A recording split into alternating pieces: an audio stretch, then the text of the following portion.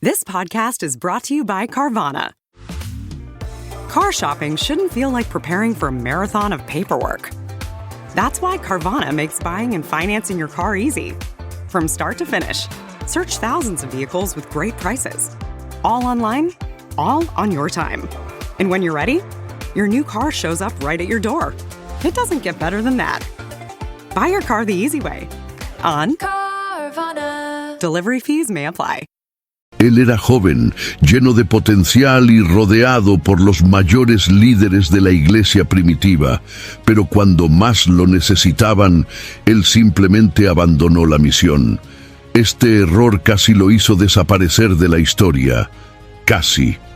¿Qué pasó con este hombre después? ¿Y por qué, a pesar del rechazo, Dios lo eligió para una de las tareas más grandiosas del cristianismo? Hay gente que carga el peso de un error como si fuera el fin de la línea. Si alguien vino a tu mente ahora, envía este video para esa persona. Y si en el fondo tú también necesitas recordar que Dios no desiste de quien falla, suscríbete al canal.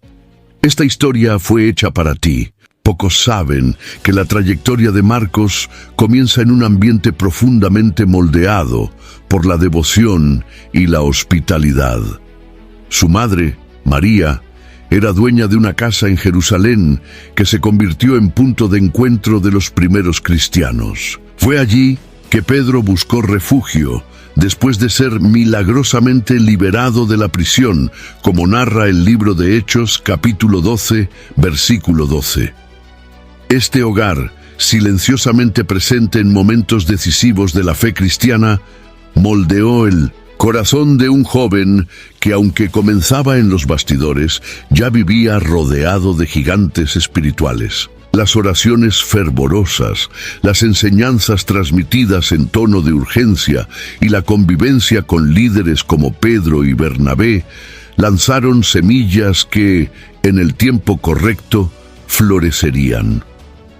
El ambiente espiritual que envolvía a Marcos era fértil en fe y entrega. No se trataba solo de escuchar las historias sobre Jesús. Él vivía dentro del movimiento que daba forma a la iglesia naciente. La influencia materna, pautada por el coraje de abrir las puertas a discípulos perseguidos, plantó en el joven Marcos un sentido de misión silencioso, pero profundo. Él no era solo un espectador. A pesar de ser aún joven, su sensibilidad a lo que Dios estaba haciendo en aquellos días de persecución y transformación ya lo preparaba para desafíos futuros. La casa de María representaba un puerto seguro para líderes exhaustos y perseguidos, pero también una cuna espiritual para jóvenes como Marcos. Entre reuniones secretas, oraciones angustiadas y testimonios de milagros, su corazón era constantemente expuesto a la intensidad de la fe cristiana. Aun cuando no hubiese reflectores sobre él en ese momento, el discipulado informal que recibía allí era valioso. Cada visita apostólica, cada oración que resonaba por las paredes, contribuía a moldear un llamado que aún no era plenamente comprendido. No había prisa por ser reconocido, pero había presencia constante. El joven Marcos crecía donde muchos se esconderían, en el centro del riesgo de la fe puesta a prueba.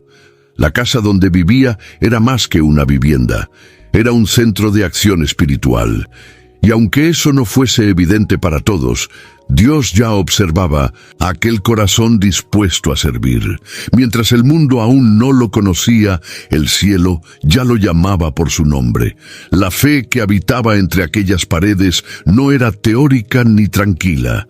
Se revelaba en acciones, en decisiones que ponían vidas en riesgo por el Evangelio.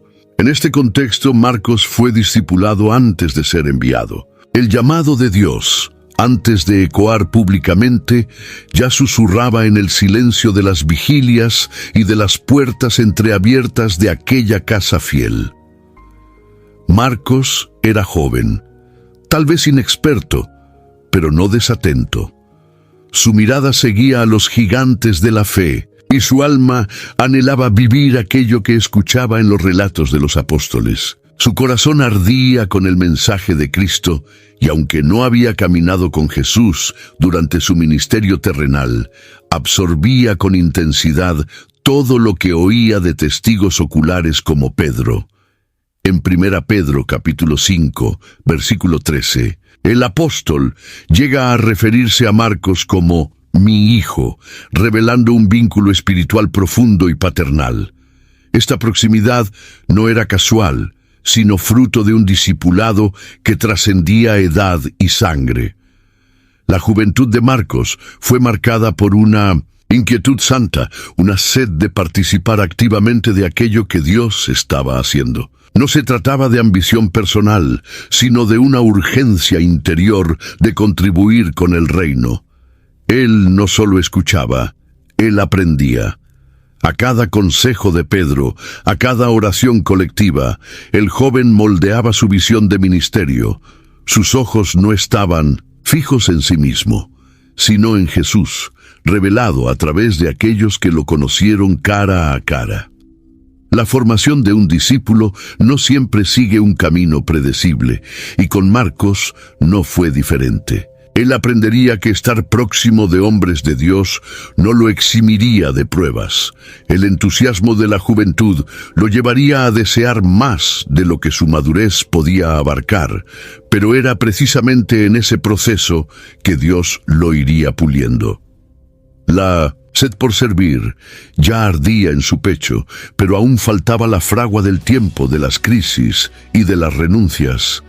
Había una nobleza en los sueños de Marcos, pero también una vulnerabilidad natural de quien aún no había enfrentado las mayores tempestades. Aun rodeado de hombres como Bernabé y Pablo, su viaje aún exigiría experiencias que ninguna enseñanza verbal podría sustituir.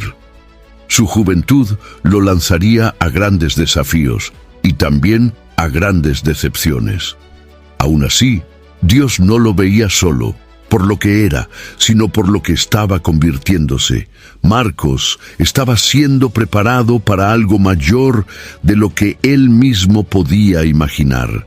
Mientras aprendía a caminar al lado de columnas de la fe cristiana, el Espíritu de Dios ya trazaba su trayectoria de manera soberana. La juventud, aunque frágil, era también el suelo donde germinaban los frutos del llamado. El día en que Marcos se involucró directamente con la obra misionera, marcó un divisor en su vida. Fue elegido para acompañar a Bernabé y Pablo en un viaje misionero a partir de Antioquía, como se registra en Hechos capítulo 13, versículo 5. La confianza depositada en él revelaba que ya era visto como alguien de valor, digno de participar en la expansión del Evangelio. No era un papel destacado, pero era una puerta abierta. La presencia de él al lado de esos gigantes de la fe significaba más que una tarea administrativa. Era un llamado a la responsabilidad espiritual en medio del campo. Antioquía era una ciudad pulsante, culturalmente rica y espiritualmente desafiante. Ver de cerca la forma en que Pablo predicaba con osadía y cómo Bernabé transmitía esperanza amplió la visión de Marcos sobre lo que significaba verdaderamente vivir el Evangelio. Cada paso a su lado era una lección viva. Más que palabras, eran testimonios encarnados, vivencias intensas que moldeaban el espíritu del joven discípulo. Él estaba ante la realidad desnuda y cruda del ministerio, donde los milagros se mezclaban con persecuciones y las multitudes podían transformarse en turbas. La misión trajo consigo no solo la gloria del Evangelio, sino el peso de la responsabilidad. Are you a forward thinker? Then you need an HR and finance platform that thinks like you do. Workday is the AI platform that helps propel your organization, your workforce, and your industry into the future. Workday, moving business forever forward. Marcos comenzó a entender que el ministerio estaba hecho de renuncias, incomodidad y entrega. La convivencia con Pablo, cuya personalidad firme contrastaba Con el corazón acogedor de Bernabé, también probaba su equilibrio emocional y su capacidad para lidiar con tensiones. Había belleza y tensión en ese llamado, pero él aún no comprendía toda la profundidad de las demandas que vendrían. Con las puertas abiertas, vino también la exposición. Marcos no era más solo el joven de la casa de María. Ahora, él estaba ante realidades espirituales que exigían más que buena voluntad. La convivencia con apóstoles trajo crecimiento, pero también reveló sus límites. El llamado que parecía emocionante desde el exterior comenzaba a mostrar el costo que cobraba por dentro. Aún en este inicio prometedor, el corazón de Marcos sería probado de formas inesperadas. El brillo de la misión pronto daría lugar a los desafíos que pondrían a prueba su compromiso. Dios lo estaba llevando a nuevos niveles, pero el camino de la madurez espiritual pasa inevitablemente por las rutas de la vulnerabilidad. La misión en Antioquía representaba no solo un avance geográfico para el Evangelio, sino también un nuevo estadio espiritual en la vida de Marcos. La ciudad, una de las más influyentes del mundo antiguo, era un caldero cultural, y su iglesia, formada por judíos y gentiles, simbolizaba la universalidad del mensaje de Cristo. En este contexto vibrante, Marcos se vio inmerso en una realidad ministerial que desafiaba paradigmas y exigía madurez. Él ya no era un mero observador, ahora participaba en la proclamación de la fe en medio de un campo misionero efervescente. En Hechos, capítulo 13, versículo 2, el Espíritu Santo separa a Bernabé y Pablo para una obra específica, y Marcos los acompaña como auxiliar. El papel de siervo en la misión puede haber parecido pequeño a los ojos humanos, pero fue allí donde Dios le enseñaba a servir con humildad. Cada viaje, cada contacto con culturas diferentes, cada oposición enfrentada era una lección viva que lo preparaba para una misión aún más grande. Marcos comenzaba a experimentar el ministerio en la práctica, y eso exigía más que disposición. Exigía fe inquebrantable y resistencia emocional. Al lado de líderes experimentados, Marcos absorbía sabiduría, pero también confrontaba sus propios límites. Las tensiones entre judíos y gentiles, los enfrentamientos con líderes religiosos y los largos recorridos revelaban un lado del ministerio que no se veía en las reuniones domésticas. Las noches mal dormidas, la presión constante, los peligros reales. Todo eso lo desafiaba a ir más allá de la emoción inicial. La juventud y la poca experiencia pesaban, pero el Espíritu Santo no lo había colocado allí por casualidad. En medio del fervor de la misión, Marcos vivió el contraste entre idealismo y realidad. La ciudad lo encantaba con su diversidad, pero el enfrentamiento espiritual era constante. El Evangelio no avanzaba sin resistencia, y el precio emocional comenzaba a acumularse en su corazón. Aún ante la bendición de estar donde Dios actuaba con poder, había también el cansancio, el miedo y la inseguridad de no estar a la altura de la misión. Antioquía fue una escuela para Marcos, pero también un campo de prueba. Él probó el gusto del ministerio público, vio conversiones, fue testigo de milagros, pero también experimentó el peso del llamado. Fue allí donde comenzó a darse cuenta de que el camino de Dios implica gloria y dolor, y que servir exige no solo pasión, sino perseverancia en medio de las adversidades más profundas. Fue en medio de esta misión prometedora que Marcos tomó una decisión que marcaría profundamente su historia. Él abandonó la obra y regresó a Jerusalén. Hechos capítulo 13, versículo 13, registra este momento de forma directa, pero el impacto fue duradero. Para Pablo, la actitud fue vista como una señal de debilidad, una falta de compromiso con el llamado. La decepción fue tan intensa que más tarde, él se negaría a llevar a Marcos en un nuevo viaje misionero, generando una división entre él y Bernabé. La falla del joven expuso tensiones humanas incluso entre los mayores líderes de la iglesia primitiva. Esta decisión, aunque vista con reprobación por Pablo, revela las fragilidades naturales de quien aún estaba en formación. La presión, el miedo, tal vez hasta el desánimo, fueron mayores que la convicción en ese momento. El abandono no fue solo una salida geográfica, fue una ruptura emocional con lo que él creía estar listo para enfrentar. Su desistimiento fue un tropiezo que generó consecuencias duras, pero también abrió camino para una nueva etapa de 1900 restauración. La división entre Pablo y Bernabé muestra que incluso hombres llenos del Espíritu Santo divergían en cómo lidiar con las fallas humanas. Pablo, con su perfil riguroso y apostólico, no veía en Marcos a alguien confiable para la misión en ese momento. Bernabé, por otro lado, veía potencial incluso en las heridas. El choque de visiones resultó en una separación dolorosa, pero también en un nuevo comienzo para Marcos. La gracia de Dios se manifiesta incluso en las rupturas. Este momento de rechazo por parte de Pablo marcó profundamente a Marcos. Él vio su credibilidad derrumbarse ante uno de los mayores apóstoles.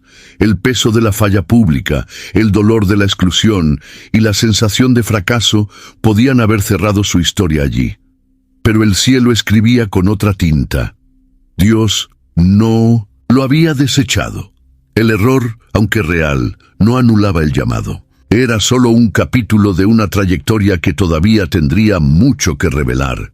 El rechazo de Pablo, paradójicamente, fue el punto de partida para que Dios iniciara un proceso de madurez más profundo en Marcos.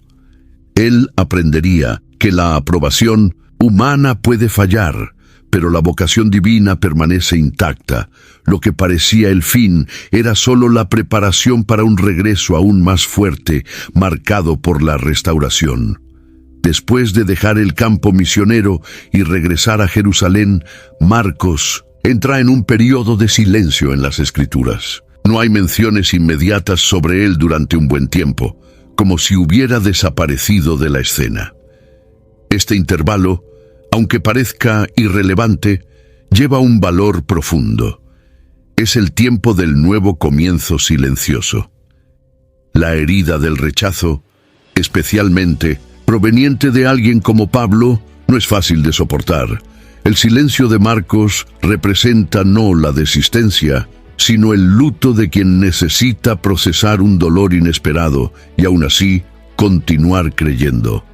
Marcos experimentó lo que muchos discípulos enfrentan tras una caída pública: la mirada desconfiada, el distanciamiento, el sentimiento de inutilidad. Era como si hubiera sido puesto en el banco de reservas. El silencio, sin embargo, no es sinónimo de olvido. Es en el anonimato que Dios realiza algunas de las mayores cirugías espirituales. La ausencia de aplausos y la falta de evidencia pública no disminuyen el valor de quien está siendo sanado por dentro. Marcos no estaba perdido, estaba siendo pulido. Durante este tiempo fuera de los focos, él no cruzó los brazos. Junto a Bernabé, su primo y mentor, reaprendió a servir. Bernabé no desistió de él. Continuó invirtiendo, enseñando y, sobre todo, creyendo. El discipulado que antes parecía informal se hizo más profundo. La restauración no vino a través de palabras mágicas, sino de convivencia fiel. El nuevo comienzo de Marcos se construyó sobre la base de la confianza, la paciencia y la persistencia. Este período también le enseñó a Marcos algo fundamental: el valor del silencio como forja. Muchos de los mayores hombres de Dios pasaron por desiertos de invisibilidad antes de ser usados plenamente. La herida del rechazo puede haber sido profunda, pero también se convirtió en el instrumento de sanación. Dios no desperdicia ningún dolor. Él transforma cicatrices en marcas de autoridad espiritual. Alejado de la línea de frente, Marcos reencontraba su esencia. El brillo del ministerio se dio lugar al fuego del carácter. Él ya no buscaba visibilidad, buscaba fidelidad. El silencio ya no era una carga, sino un refugio. Y fue en ese espacio escondido donde Dios preparaba un nuevo tiempo, donde aquel que había sido rechazado reaparecería no solo restaurado, sino listo para dejar un legado eterno. Barnabé fue más que un pariente para Marcos, fue un espejo de gracia, un modelo de cómo Dios ve más allá de los errores. Mientras muchos habrían desistido de invertir en alguien que había fallado en plena misión, Barnabé siguió en otra dirección. Does it ever feel like you're a marketing professional just speaking into the void? But with LinkedIn ads, you can know you're reaching the right decision makers, a network of 130 million of them, in fact. You can even target buyers by job title, industry, company, seniority, skills, and did I say job title? See how you can avoid the void and reach the right buyers with LinkedIn ads. Spend $250 on your first campaign and get a free $250 credit for the next one. Get started at linkedin.com/campaign. Terms and conditions apply. Él decidió llevar a Marcos consigo en una nueva jornada misionera, conforme está descrito en Hechos capítulo 15, versículo 39. Esa elección no fue solo estratégica, fue espiritual. Al preferir a Marcos, Barnabé eligió creer en el poder de la restauración. Su actitud nos enseña que el discipulado no termina en la caída, sino que se intensifica en la reconstrucción. Barnabé entendió que el llamado de Dios es más grande que los tropiezos de sus siervos. No trató a Marcos como alguien descartable, sino como un vaso en proceso. En cada conversación, en cada desafío enfrentado lado a lado, Barnabé reavivaba en Marcos la conciencia de que Dios aún tenía planes para él. Este tipo de discipulado, basado en la paciencia y el ánimo, produjo frutos silenciosos, pero profundos. Marcos comenzó a verse a sí mismo como Barnabé, ya lo había visto mucho tiempo. Un siervo capaz, moldeado por el dolor y el tiempo. Al andar con Barnabé, Marcos redescubrió el valor de la caminata en dupla. No se trataba solo de predicar o evangelizar, se trataba de ser cuidado, escuchado, comprendido. La gracia práctica que Barnabé demostraba en su discipulado no solo restauraba la autoestima de Marcos, sino que también le enseñaba cómo él mismo debía tratar a otros en el futuro. Este proceso silencioso de reconstrucción era, en realidad, el ambiente ideal para que el Espíritu Santo reordenara su alma. El discipulado no fue una terapia rápida, sino una larga jornada. Barnabé no lo apuraba ni lo presionaba de forma severa. Él caminaba a su lado, con constancia y presencia. En medio de caminos polvorientos y ciudades hostiles, nacían entre ellos lazos de confianza que no serían quebrantados por las presiones del ministerio. Este tipo de alianza, forjada en el fracaso y en la gracia, sostendría a Marcos cuando llegara su hora de nuevamente ser llamado al frente. El tiempo con Barnabé selló en Marcos una nueva comprensión de su propósito. Ya no era más el joven impulsivo que abandonaba la misión. Ahora era alguien que comprendía el peso de la vocación. Barnabé, con su mansedumbre y firmeza, fue el puente entre el pasado doloroso de Marcos y el futuro glorioso que Dios aún escribiría por sus manos. Todo siervo que desea ser útil en el reino necesita pasar por desiertos que lo despojen de sus certezas frágiles. Marcos, tras su fracaso y restauración con Barnabé, entró en uno de esos desiertos, un período sin destaque, pero lleno de trabajo interior.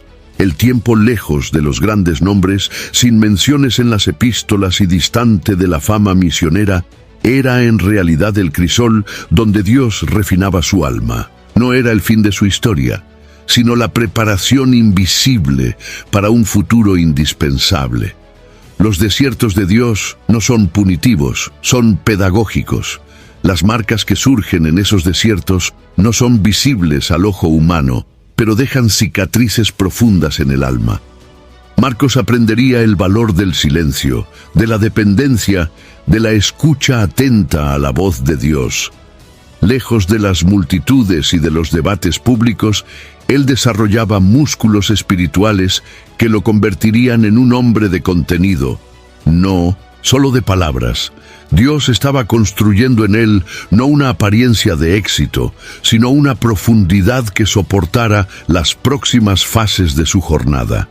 En el desierto, Marcos aprendió a servir sin aplausos, a permanecer firme sin reconocimiento. Comprendió que el verdadero ministerio no se sostiene solo en el carisma, sino en la fidelidad constante, incluso cuando nadie ve. Ese tiempo pulió su visión, corrigió sus motivaciones y fortaleció su identidad. Él dejaba de ser el joven dependiente de los grandes para convertirse en un hombre que andaba con Dios, incluso en la sombra. Estas marcas lo prepararon para cargar responsabilidades mayores. El desierto no lo encogió, lo fortaleció, y más que eso, la madurez que brotó de esa estación de anonimato lo haría más sensible a las penas ajenas. Ahora conocía no solo la alegría de la misión, sino también el peso de la soledad, el sabor amargo del rechazo y la belleza de ser aceptado nuevamente, no por los hombres, sino por Dios. Las cicatrices internas lo cualificaron de forma más sólida que cualquier recomendación humana. Mientras los otros veían solo al Marcos que había vuelto atrás, Dios veía al hombre moldeado por el desierto, listo para impactar generaciones. Y cuando llegara el momento adecuado, esas marcas hablarían más alto que los errores del pasado. Poco tiempo después de su maduración silenciosa, Marcos se fue acercando nuevamente a Pedro, aquel que había sido preso y milagrosamente liberado mientras oraban en su casa. Ahora, esa relación se intensificaría de una forma más profunda y paternal. En 1 Pedro capítulo 5, versículo 13, el apóstol se refiere a Marcos como mi hijo. Esa expresión no era solo simbólica, revelaba un vínculo genuino, forjado por la convivencia y la afinidad espiritual. Pedro no solo acogió a Marcos, sino que lo adoptó como discípulo del corazón, transmitiéndole no solo conocimiento, sino también experiencia de vida. Pedro conocía bien el sabor de la falla y de la restauración. Él había negado al propio Cristo y aún así fue restaurado por el Señor con gracia y autoridad. Quizás por eso veía en Marcos más de lo que los demás veían. Él comprendía las heridas del alma, el peso de la vergüenza y el poder del perdón. El reencuentro con Pedro fue, para Marcos, más que un retorno a una figura de referencia. Fue un renacimiento.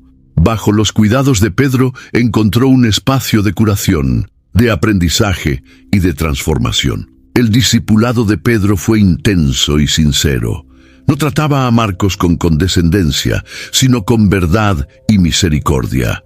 Transmitía enseñanzas sobre Jesús que venían directamente de quien había caminado con el Maestro. Marcos escuchaba, anotaba, absorbía aquellas conversaciones que se desarrollaban en los viajes y en los encuentros domésticos, se transformarían más tarde en uno de los evangelios más concisos e impactantes del Nuevo Testamento. Lo que para muchos era solo discipulado cotidiano, para Marcos se convertía en la fundación de su llamado literario. Pedro veía en Marcos no solo un discípulo restaurado, sino un heredero de su experiencia. Alguien capaz de transformar memorias vividas en palabras inspiradas. Esa relación se convertiría en un puente entre el ministerio terrenal de Jesús y los registros escritos que sustentarían la fe de generaciones futuras. Pedro no solo lo enseñaba, lo preparaba para dejar un legado duradero. En la compañía de Pedro, Marcos descubría que la paternidad espiritual es más que enseñanza, es acogimiento, es corrección con ternura, es confianza renovada. Experimentaba lo que es ser visto por completo, con fallas y virtudes, y aún así ser llamado hijo. Esa aceptación fue crucial para sellar su nueva identidad. No más como aquel que desistió, sino como aquel que permaneció al lado de los gigantes de la fe hasta el fin. Marcos, ahora más maduro, no buscaba escenario ni reconocimiento. Su viaje le había enseñado que los mayores frutos nacen en el silencio de la obediencia. Durante este periodo servía tras bastidores, acompañando líderes, escribiendo, ayudando en tareas prácticas del ministerio, aunque su nombre ya no estuviera en el centro de las grandes narrativas misioneras. Su presencia era constante y fiel. Como alguien que ya conocía tanto la rechazo como la restauración, entendió que la utilidad en el reino de Dios no depende de la visibilidad, sino de la disposición de servir con excelencia donde fuera colocado. El silencio ministerial que antes parecía castigo, ahora era elección. Marcos comprendía que había más gloria en estar al lado de los que sufren, de los que enseñan, de los que plantan iglesias, que en ocupar cargos de proyección. Su ministerio se volvió como el fermento invisible pero esencial. Cada ciudad que visitaba, cada líder que apoyaba, cada carta que quizás ayudaba a organizar, era parte de una obra que Dios tejía en secreto, pero con impacto eterno. Ese tiempo tras bastidores fortaleció aún más su sentido de identidad. Marcos ya no necesitaba probar su valor. Su convicción venía de Dios y no de la aprobación de los hombres. Reconocía la importancia de servir en silencio, con fidelidad y discreción. Era como el siervo de la parábola, que incluso cuando el Señor no estaba presente, continuaba cuidando de los bienes con responsabilidad. El reino avanza mediante corazones así, firmes, escondidos y fieles. La madurez de Marcos se evidenciaba en su postura. No buscaba vengar su honor pasado, ni reclamaba su lugar entre los grandes. Sabía que el reconocimiento divino era más valioso que cualquier título terrenal. Este entendimiento profundo hacía su ministerio aún más relevante, pues ya no servía por carencia, sino por amor. El tiempo le había enseñado que hay poder en servir en silencio, en sostener la misión con acciones y no con discursos. Aquellos que son moldeados en el silencio llevan una autoridad diferente. Marcos ya no era más el joven inestable del principio. Ahora era un hombre sólido, discreto e indispensable. Alguien que, incluso sin alarde, contribuía para que el Evangelio alcanzara nuevos territorios y nuevas almas. Su ministerio se volvía una prueba viva de que los bastidores son, muchas veces, el vientre de los mayores hechos de Dios. Años después del doloroso rechazo, Pablo sorprende al escribir en su carta a Timoteo, conforme se registra en 2 Timoteo capítulo 4, versículo 11. Toma contigo a Marcos y tráelo, porque me es muy útil para el ministerio. Aquel que un día lo consideró indigno, ahora lo deseaba cerca. Esa frase simple carga un inmenso peso de reconciliación, restauración de honor y testimonio público de madurez. La utilidad que Pablo reconoce no surgió de la nada. Fue fruto de un proceso, de un corazón transformado y de una reputación reconstruida en silencio y servicio. Este momento no solo rehabilita a Marcos ante los ojos del mayor misionero de la iglesia primitiva, sino que también confirma la obra que Dios había realizado en él. Pablo, conocido por su celo y exigencia, no haría tal afirmación a la ligera.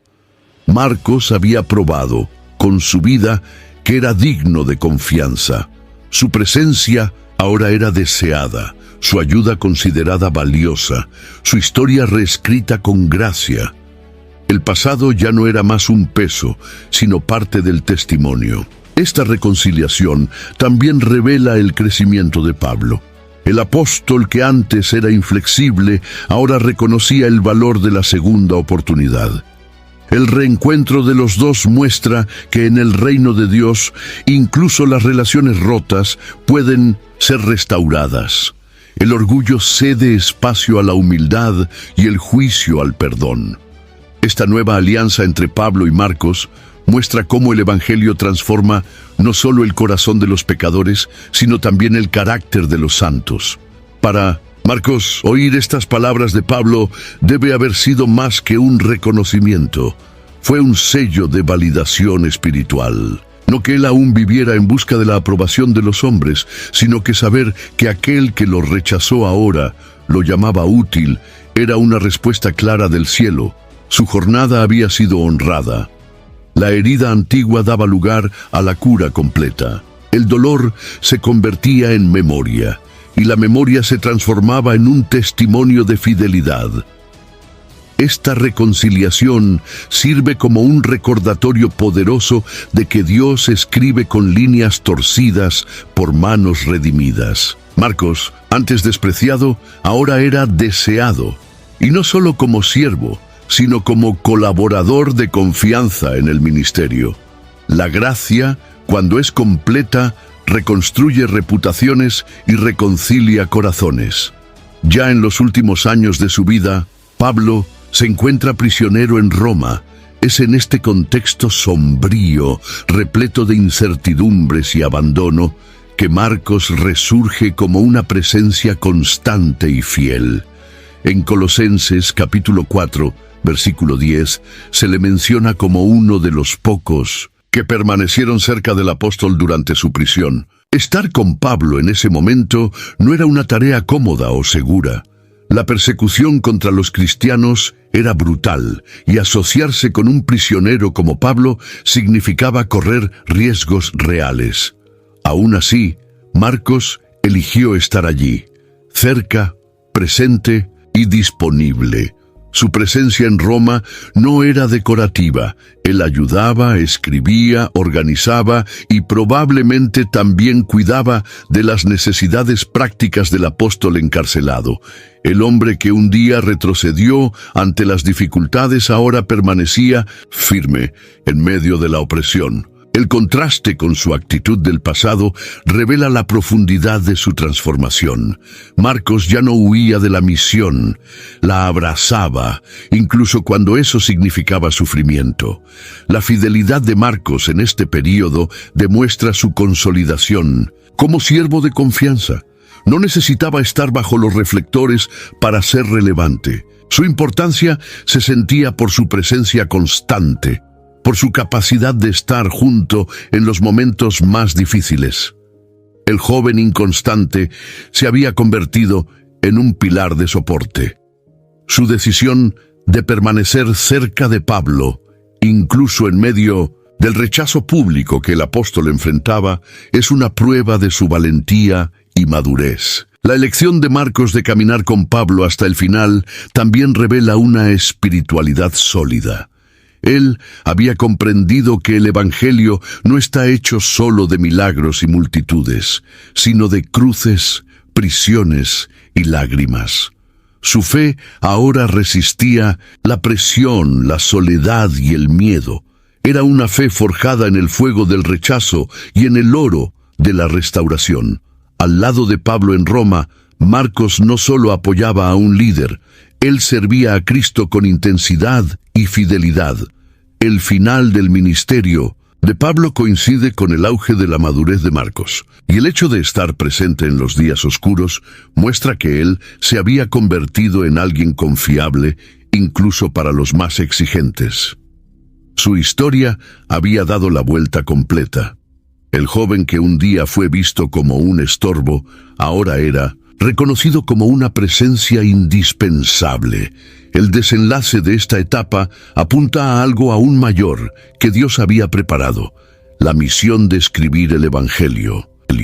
El momento más emblemático de la vida de Marcos tal vez haya sido cuando recibió la misión de escribir el Evangelio que lleva su nombre.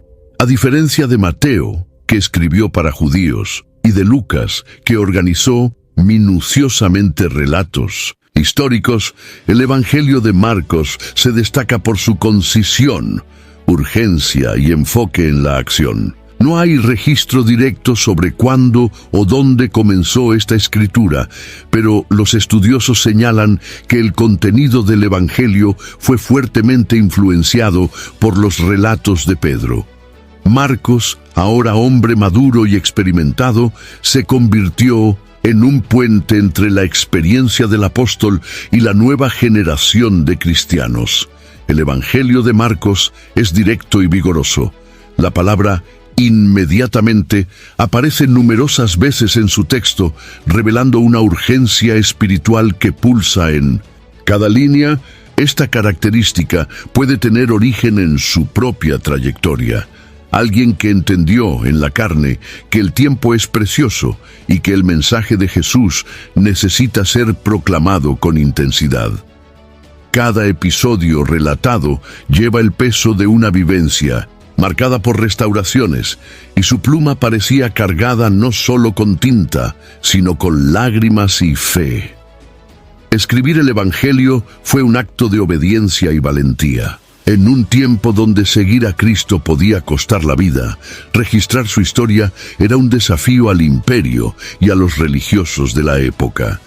Marcos asumió el riesgo de transformar memoria en legado, y su osadía permitió que generaciones tuvieran acceso al Cristo sufriente, siervo y victorioso. La pluma que un día podría haber sido dejada de lado tras el rechazo, ahora era instrumento en manos de Dios para registrar el Evangelio más dinámico del Nuevo Testamento. La influencia de Pedro es perceptible en cada detalle. Era como si el viejo apóstol dictara y Marcos escribiera. Esta asociación espiritual entre experiencia y restauración generó una de las obras más poderosas de la fe cristiana. El Evangelio de Marcos no solo relata los hechos de Jesús, los presenta con vigor, con intensidad, con pasión. Es como si cada capítulo gritara: no hay tiempo que perder, Él es el Hijo de Dios. Al escribir el Evangelio, Marcos selló su transformación. No solo fue restaurado, fue usado para registrar al Cristo que restaura. Su pluma, antes callada por la vergüenza, ahora proclamaba con poder, y su narrativa, marcada por acción y sacrificio, reflejaba el alma de alguien que finalmente había entendido la belleza de servir con toda la vida. Entre los 4 evangelistas, Marcos es el que más presenta a Jesús como el siervo. No hay largas genealogías, ni discursos extensos. El enfoque está en mostrar a un Salvador que actúa, que sirve, que sufre. Esta mirada no es coincidencia, es fruto del alma de quien fue transformado por el servicio, no por la gloria. Marcos vio en Jesús lo que él mismo deseaba convertirse, alguien que vive para cumplir la voluntad del Padre, incluso cuando eso implica dolor. El énfasis en el siervo sufriente es un reflejo del propio viaje de quien escribe. Marcos entendía que el verdadero poder no está en el dominio, sino en la entrega. Al presentar a Jesús como alguien que sana, exorciza, acoge a los marginados y camina con los rechazados, pinta un retrato del Mesías que rompe expectativas e invierte valores. Su propia historia le enseñó que la grandeza del reino se sirve de rodillas. La lente del siervo moldea su teología. Jesús es el Hijo de Dios, pero es también el que lava los pies, el que se vacía, el que muere por amor. Esta perspectiva del Evangelio tocaba directamente los corazones perseguidos de la época. Los primeros lectores de Marcos, muchos de ellos bajo el peso de la persecución romana, encontraban consuelo al ver a un Cristo que también sufrió, que también fue rechazado. Jesús no es un héroe distante, sino un compañero de dolor. Y esta cercanía entre el siervo y el sufriente transforma la fe en algo real, tangible, accesible. La mirada de Marcos no era teológica únicamente, era pastoral. Escribía para consolar, para alentar, para mantener la fe viva, y al hacer esto, mostraba que había aprendido la esencia del discipulado, servir aun cuando cuesta. El Jesús de Marcos no es un ídolo a ser admirado, sino un maestro a seguir. Y seguir a este maestro es elegir el camino de la cruz, de la renuncia, del servicio humilde. Al revelar a un Cristo activo, compasivo y sufriente, Marcos también contaba su propia historia indirectamente. Había sido moldeado por este ejemplo, transformado por este amor, rescatado por esta gracia. Y ahora, al presentar a Jesús como siervo, mostraba al mundo que servir, en verdad, es la mayor expresión de realeza en el reino de Dios. Marcos no fue un líder de multitudes, ni fundó iglesias como Pablo, pero su impacto en la iglesia primitiva fue profundo y duradero. Su evangelio circulaba entre comunidades que enfrentaban persecuciones severas, sirviendo como ancla espiritual y alimento para la fe. Su influencia, aunque no marcada por discursos públicos, se sentía en las casas, en los encuentros secretos, en las lecturas silenciosas que fortalecían a los creyentes en tiempos de crisis. La iglesia primitiva encontró en Marcos un instrumento de estabilidad espiritual. Él también era un vínculo entre generaciones. Habiendo convivido con Pedro, Pablo y Bernabé, Marcos representaba una síntesis de la experiencia apostólica. Su vida era un testimonio vivo de que la fe no se basa solo en comienzos prometedores, sino en recomienzos sustentados por la gracia. Su permanencia al lado de los apóstoles y su dedicación continua lo convertían en una referencia segura en tiempos de confusión y herejías crecientes. Marcos ayudó a consolidar la enseñanza cristiana a través de la Escritura, y su fidelidad en los bastidores aseguraba que la estructura de la iglesia se mantuviera firme. En tiempos donde la autoridad espiritual era constantemente amenazada por falsas doctrinas y persecuciones políticas, la estabilidad y la sobriedad de Marcos ofrecían un punto de apoyo. Él era alguien que vivía lo que enseñaba, que llevaba en sí las marcas de una jornada real y dolorosa, pero victoriosa. Su influencia también se extendió por la forma en que trataba a los demás. Marcos aprendió con Bernabé y Pedro a restaurar, a discipular, a caminar con los débiles. Él reprodujo este estilo a lo largo de los años, convirtiéndose en un agente de curación dentro del cuerpo de Cristo. La iglesia no necesita solo de predicadores elocuentes, sino de hombres y mujeres que saben escuchar, sostener, amar. Marcos fue uno de esos. Alguien que entendía que ministerio es también abrazar a los que caen. En la historia de la iglesia, muchos nombres ganaron fama, pero Marcos, con su influencia discreta y fiel, permaneció como un cimiento confiable. Él nos recuerda que los pilares que sostienen la fe no siempre son los más visibles, sino los más constantes. Su legado en la iglesia primitiva fue silencioso, pero esencial. La historia de Marcos es una de las más poderosas narrativas de redención en las Escrituras. Él comenzó como un joven prometedor, falló en el auge de una misión, fue rechazado por una de las mayores autoridades apostólicas y aún así terminó como autor de uno de los evangelios que moldearían la fe cristiana. Este giro de vergüenza en honor no fue accidental ni rápido. Fue fruto de un proceso de disciplina espiritual, curación emocional y perseverancia silenciosa. El mismo Marcos que huyó de la responsabilidad fue el que permaneció al lado de Pablo en la prisión.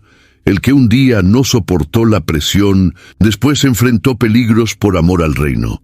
Esta transformación revela el carácter de Dios, que no descarta a sus siervos por sus fallas, sino que los reconstruye con paciencia. El error de Marcos no definió su destino. Por el contrario, se convirtió en parte de su testimonio. La vergüenza pública fue superada por un honor duradero, no porque él intentó limpiar su reputación, sino porque se sometió al proceso de Dios. En tiempos de cultura de la cancelación y juicios apresurados, la historia de Marcos es un soplo de esperanza para quienes ya cayeron y piensan que no pueden más ser usados. El testimonio de Marcos inspira porque es profundamente humano. Él no fue un héroe sin fallas, sino un discípulo restaurado. Su vida resuena para todos los que sienten que fallaron en el llamado, que fueron dejados de lado, o que oyeron palabras duras de líderes que admiraban. Marcos nos muestra que incluso los rechazados tienen lugar en el reino, que Dios es especialista en transformar el rechazo humano en aprobación divina, que Él escribe con manos temblorosas, pero corazones quebrantados. Este giro también dignifica el proceso de maduración. Marcos no trató de apresurar su regreso. Él se permitió ser cuidado, discipulado, forjado, y cuando regresó, volvió más fuerte, más sabio y más útil. Su historia nos enseña que recomenzar no es vergüenza, es coraje, que retroceder puede ser el camino para avanzar, y que hay honor en quienes insisten en servir, incluso después del dolor. Marcos es recordado no como aquel que falló, sino como aquel que perseveró. Su viaje, marcado por altibajos, terminó con dignidad, propósito y frutos eternos. Él nos muestra que no importa dónde comenzamos o dónde caímos, lo que importa es dónde decidimos permanecer, en los brazos de la gracia. Cuando el mundo cierra puertas, Dios abre caminos que nadie puede cerrar. La vida de Marcos es una prueba viva de que la elección divina no se basa en currículo, perfección o aprobación humana. El mismo Dios que eligió a David entre los hermanos, que levantó a Moisés a pesar de su lengua pesada, también miró a Marcos y vio no su falla sino su futuro. El rechazo de Pablo fue real pero no determinante. La elección divina es soberana y frecuentemente se manifiesta de forma contraria a la lógica humana. La Biblia está llena de historias de personas rechazadas por los hombres, pero elegidas por Dios. Y Marcos se une a ese coro de testigos que probaron de la gracia redentora. Fue rechazado al principio, cuestionado en su valor, desacreditado en su constancia. Pero Dios lo restauró, lo reposicionó y lo usó para escribir palabras que atravesarían los siglos. La elección divina sobre los rechazados no solo los levanta, los transforma en referencia. Esta realidad conforta y desafía. Conforta a aquellos que ya han sido excluidos, olvidados o juzgados.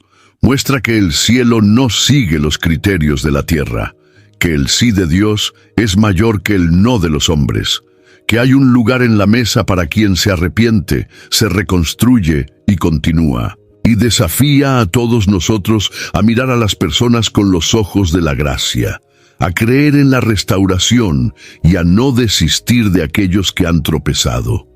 La elección divina sobre Marcos también nos recuerda que los procesos de Dios son largos, pero perfectos. No lo exaltó inmediatamente después de la caída. Permitió un tiempo de silencio, de enseñanza, de curación, y solo entonces lo colocó en posición de escribir uno de los 4 evangelios. Dios trabaja en capas, en ciclos, en estaciones, y cuando Él elige, su palabra no vuelve atrás. Marcos fue elegido no porque era el más fuerte, el más fiel o el más elocuente. Fue elegido porque, incluso herido, permaneció, incluso rechazado, sirvió, incluso desacreditado, escribió. Esta elección hecha por Dios, resuena hasta hoy, recordándonos que la gracia no solo perdona, sino que capacita, y que el reino está hecho de restaurados. Lo que Marcos dejó para la historia cristiana es más que un evangelio. Es un legado de reinicios, de esperanza, de transformación. Su vida no fue una línea recta, sino un camino sinuoso, lleno de vueltas y caídas, exactamente como la mayoría de nosotros vive. Y tal vez por eso su narrativa sobre Jesús resuena con tanta fuerza. Conoció el fracaso, pero también conoció la fidelidad de Dios. Su legado es un recordatorio de que Dios reescribe historias, redirige destinos y restaura identidades. El Evangelio de Marcos se convirtió en una de las bases de la fe cristiana. Su texto impactó generaciones de teólogos, misioneros y creyentes comunes. La claridad con la que presenta a Jesús como siervo, la fuerza de los milagros relatados, la intensidad del ritmo narrativo. Todo esto apunta a alguien que no solo escuchó hablar, sino que vivió intensamente aquello que escribió. Su evangelio es corto pero poderoso, simple pero profundo, así como su trayectoria. Además del texto sagrado, Marcos dejó el testimonio de una vida fiel hasta el final. No terminó como comenzó. Creció, maduró, perdonó, se reconcilió. Y todo esto se convirtió en parte de su legado. Nos enseña que el mayor impacto no está en cómo comenzamos, sino en cómo terminamos, y que el fin, en las manos de Dios, es siempre el comienzo de algo nuevo. Marcos es prueba de que un pasado manchado no impide un futuro brillante. El legado de Marcos también es pastoral. Enseña a los líderes a no desistir de sus discípulos. Muestra a los jóvenes que hay espacio para reinicios y anima a los heridos a no callar, sino a encontrar en la gracia el aliento necesario para continuar. Su vida se convirtió en referencia para todos los que ya han escuchado un no de hombres, pero han recibido un sí de Dios. Cuando Dios escribe nuevos comienzos, Él no borra el pasado. Lo transforma, y al transformar la historia de Marcos, Dios escribió la historia de millones. Su evangelio permanece como testimonio, su vida como prueba, y su trayectoria como camino para todos los que desean vivir no por méritos propios, sino por la misericordia de aquel que elige y usa a los improbables. ¿Cuántas veces nos sentimos olvidados, como si nuestras fallas nos hubieran definido para siempre? La historia de Marcos prueba que Dios escribe nuevos comienzos, incluso cuando todo parece perdido. Si ya has vivido algo parecido, comparte en los comentarios tu experiencia o simplemente escribe: "Yo creo en nuevos comienzos". Envía este video a alguien que necesita aliento hoy. Y si aún no estás inscrito, únete a nuestra comunidad. Aquí celebramos la gracia, el reinicio y la fidelidad de Dios en todas las fases de la vida.